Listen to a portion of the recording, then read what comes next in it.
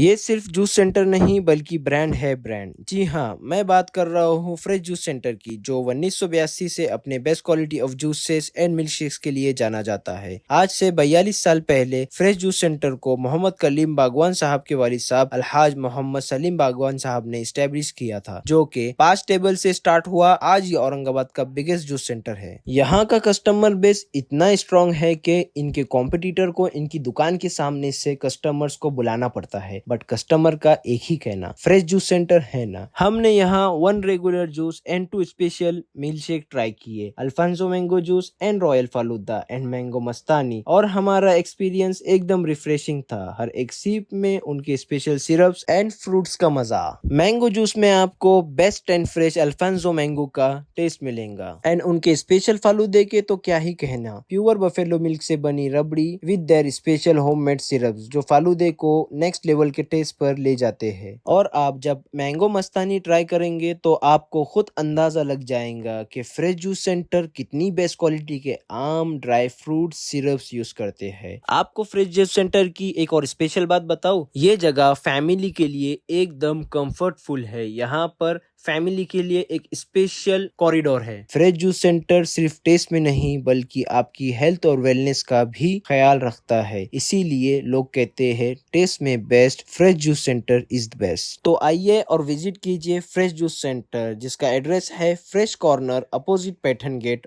औरंगाबाद। और इसी तरह के यूनिक फूडी कंटेंट के लिए हमारे पेज को फॉलो करें।